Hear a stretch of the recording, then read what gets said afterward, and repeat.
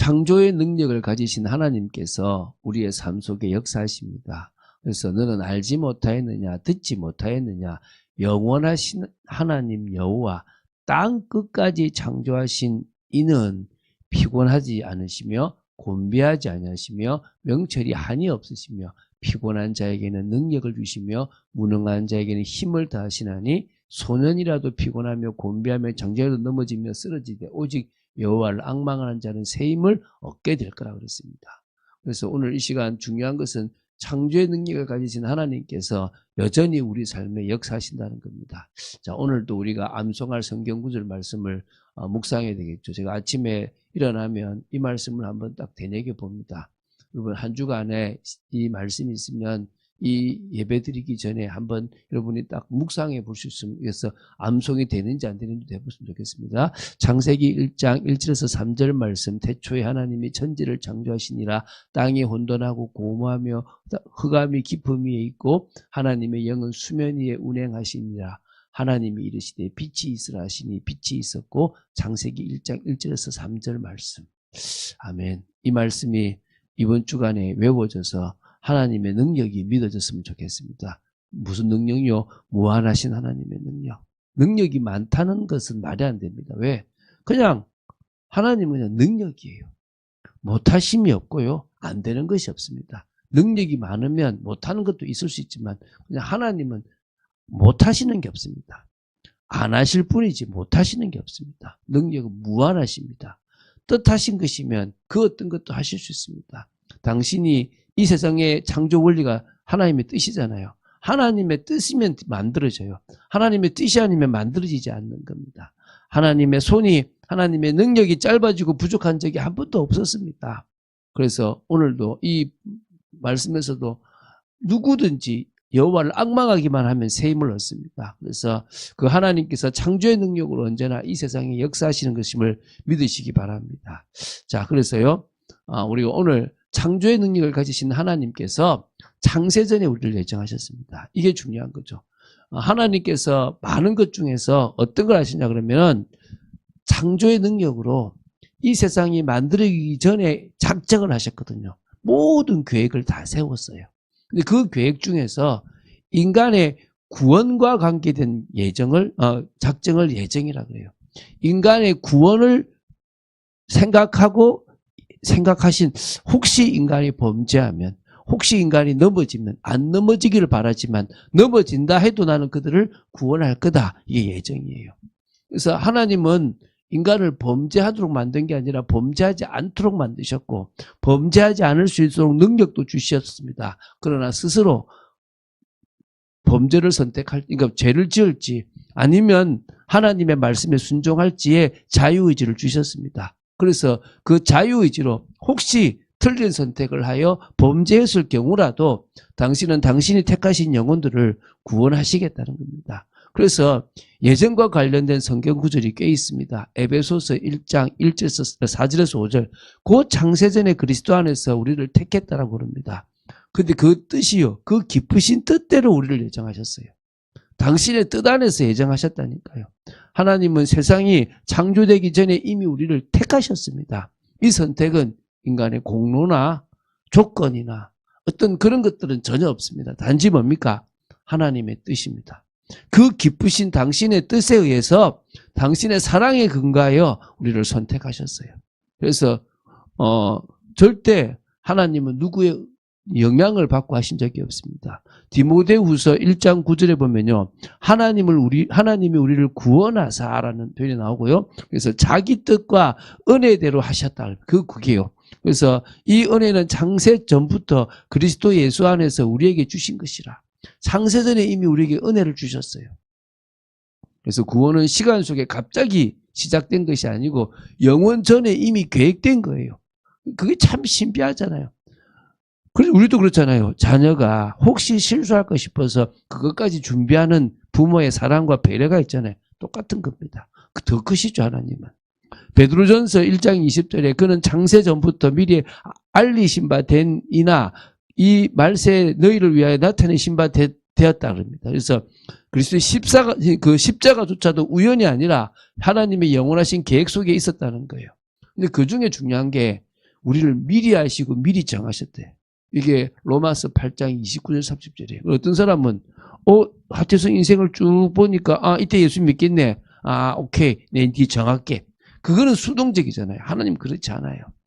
당신의 뜻의 기준에 우리가 태어나기도 전에 어떤 행위도 하기 전에 하나님은 누구는 사랑하고 누구는 미워했다 그래요. 하나님이 정하신 겁니다. 그런 의미에서요. 하나님이 미리 아신다는 것은 그냥 나를 아신 거예요. 그리고 그분이 나를 정하셨기 때문에 내 인생의 어느 순간에 예수를 믿게 돼 있는 거예요. 우리는 그 은혜를 불가항력적 은혜라고 그래요. 거부할 수 없는 거란 거예요. 그래서 미리 아신 자들을 또한 그 아들의 형상을 본받기 위해서 미리 정하셨다는 거예요. 그래서 하나님의 목적이 다 포함되어 있는 겁니다. 그런 의미에서 우리를 예정하신 것은 창조주 하나님의 능력인 겁니다. 두 번째, 창조의 능력을 가신 하나님께서 그 예정을 하신 것을 이제는 그리스도를 통해서 구원하셨어요. 근데 이거는요, 대단한 건데요. 창조주 하나님은 곧 구원의 하나님입니다. 그렇지 않습니까? 하나님은 처음부터 우리를 창조하셨고 우리를 지명하여 불러서 너는 내 것이다라고 이사야 43장 1절에 말씀하고 있습니다. 그래서요, 하나님께서는 창조주고 결국 우리를 구원하신 구원주가 되십니다. 근데 그거를 하나님께서는 그리스도를 통해서 창조하시고 그리스도를 통해서 구원하신 거예요. 그리스도를 통해서 이 세상을 만들었다는 게 요한복음 1장이잖아요. 그분 때문에 우리가 만들어졌어요. 또 그분 때문에 우리는 구원받았어요. 그러니까 하나님이 이 세상을 풀어가시는 모든 방법은 그리스도입니다. 그리스도를 모른다면 이 세상을 풀어갈 수가 없는 겁니다. 오늘 그 만물이 다 그 그리스도를 통해서 창조되되 만물이 그 안에 함께 섰다만 그의 십자가의 피로 화평을 이룬다라고 골로새서 1장 16절, 17절, 20절에 나온다는 겁니다. 오늘 그리스도가 얼마나 대단한 건지를 깨닫게 되기 바랍니다.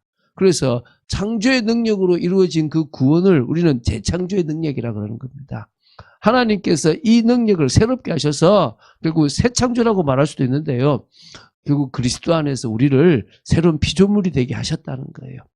새롭게 창조하셨다라고 해도 과언이 아닌 겁니다. 그래서 재창조의 능력이라고 얘기하는 겁니다. 무에서 유를 창조하신 것처럼 완전히 멸망받을 우리를 새롭게 하셨어요.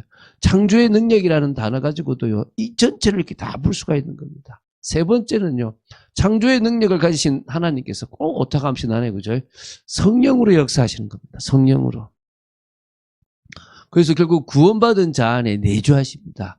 물론 은혜를 주셨기 때문에 우리가 구원을 예수님을 믿게 되지만 어쨌든 너희가 하나님의 성전인 것과 하나님의 성령이 너희 안에 거하신 것을 알지 못하느냐. 뭡니까? 고린도전서 3장 16절. 결국 우리는 성령이 됐습니다. 성령이 계심으로 성령이 된 게 아니고 성전이 됐습니다. 성령이 오심으로 말미암아 우리는 그 성령의 능력으로 말미암아 변화되어졌다는 그런 거죠. 성령님께서 친히 우리 안에 거하시는 겁니다. 로마서 8장 11절에 예수를 죽은 자 가운데서 살리신 이의 영이 너희 안에 거하시면 너희 죽을 몸도 살리시리라. 우리가 죽을 몸을 살리신다 그래요. 우리는 부활의 능력으로 변화될 거라는 거예요. 이게 성령의 능력께서 우리와 함께 하시는 겁니다. 근데 그 성령의 능력이 우리를 새로운 삶으로 살게 하는 겁니다. 과거의 삶이 아니에요. 죄악의 삶이 아닙니다. 그런데 왜 아직도 과거의 삶 속에 살아가고 있습니까? 빨리 넘어서시길 예수님의 이름으로 축원드립니다. 결단하시고 더 나은 삶으로 갔으면 좋겠습니다. 에스겔서 36장 26절부터 27절 보면요. 새 영을 너희 속에 두고 내 영을 너희 속에 두어 너희로 내 율례를 행하게 하리니. 오늘 새 성령이 오시면 주님의 영이 오시면요. 우리가 변화될 줄로 믿습니다. 삶의 변화, 내적인 변화가 성령의 능력으로 일어날 줄로 믿습니다. 갈라디아서 5장의 22절부터 23절 보면요. 성령의 열매, 9가지 열매를 맺을 수 있게 될 줄로 믿습니다. 그런요. 주님의 성품으로 조금씩 더 하나님의 말씀에 순종하며 정말 열매를 맺어가는 사람으로 바뀌어갈 줄로 믿습니다. 그러면서 우리는 성령의 인도를 받게 됩니다. 요한복음 14장 26절 27절에 결국은요. 주님께서 보내실 성령, 그는 우리를 가르치고 또 모든 것을 생각나게 합니다. 그래서요, 그분의 말씀의 인도를 받아가면 세상이 줄 수 없는 평안함이 일어날 줄로 믿습니다. 하나님은 그렇게 우리를 이끌어 가시고 역사하실 겁니다. 자, 잘 생각해 보십시오. 창조의 능력은 그때 있어서 끝난 게 아니에요. 그 능력은 마지막 저 종말에 끝까지 계속 역사하여 당신의 뜻을 하나도 빈틈없이 만드십니다. 근데 그 중에 가장 사랑하시는 인간, 그 인간의 구원과 관계되어 있는 것은요, 대단한 겁니다. 그래서요, 우리가 여호와를 앙망하기만 하면 돼요. 그러면요, 우리를 구원할 정도가 아니라 새 힘을 주시고 우리를 통해서 많은 일들을 하게 하실 수 있도록 역사하신다는 겁니다.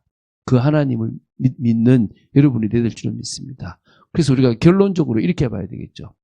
하나님의 뜻대로 인도받는 성도. 내가 원하는 방식대로 주님 인도해 주시 역사해달라가 아니에요. 나 저기 가고 싶은데 저기를 인도해달라 이게 아니에요. 나는 잘못 생각하여 저쪽으로 가고 싶지만 주님의 뜻이 하나님의 뜻이 다른 길이라면 저는 그 길로 얼마든지 인도받고 그 속에서 가장 하나님의 뜻을 이루고 싶습니다. 그래서 그 삶 속으로 깊이 들어가서 그 응답 속에서 변화되어지는 저희들이 되어지기를 간절히 소원합니다. 이 부분이 정말 저희들이 고백해야 될 부분입니다. 성령께서 우리 속에 계심으로 우리가 성전이 되어졌다. 하나님의 자녀가 되어졌다. 이 얼마나 귀한 겁니까? 우리는요, 그 정도로 능력을 가진 존재가 되었습니다. 존귀한 존재가 되었습니다. 누구 때문에요? 성령께서 우리 속에 오심으로 말미암아 오늘 다시 한번 그 창조의 능력이 얼마나 큰지를 이 말씀을 통해서 다시 한번 암송하게 되기 바랍니다. 창세기 1장 1절에서부터 3절 말씀. 태초에 하나님이 천지를 창조하시니라. 땅이 혼돈하고 공허하며 흑암이 깊음 위에 있고 하나님의 영은 수면 위에 운행하시니라. 하나님이 이르시되 빛이 있으라 하시니 빛이 있었고. 창세기 1장 1절에서부터 3절 말씀. 여러분이 이 말씀을 할 때는 같이요, 읊조리세요. 그래야 여러분께 됩니다. 저는 계속 반복하면서 이 말씀을 내 것으로 만드는, 다 과거에 외웠지만 또 잊어버리는 이 인간이기 때문에요. 계속 다시 말씀을 마음에 새겨서요. 1년 동안 계속 한 주간에 한 말씀들을 계속해 나가면서 복된 시간을 가지게 되기를 예수님의 이름으로 축원드립니다. 기도하겠습니다. 주는 그리스도시여 살아계신 하나님의 아들이심을 고백합니다. 오늘 말씀 속에 있도록 저희들을 지켜주시고 은혜 가운데 있도록 붙잡아 주시고 태초부터 계셨던 그 하나님의 능력 예정하시고 그리스도 안에서 구원하시고 성령으로 역사하시는 그 모든 것들을 사실적으로 믿고 응답받는 저희들이 되기 원하며 하나님의 뜻대로 인도받는 삶을 살아가기 원합니다. 역사하여 주시옵소서. 주 예수 그리스도 이름으로 기도드립니다. 아멘.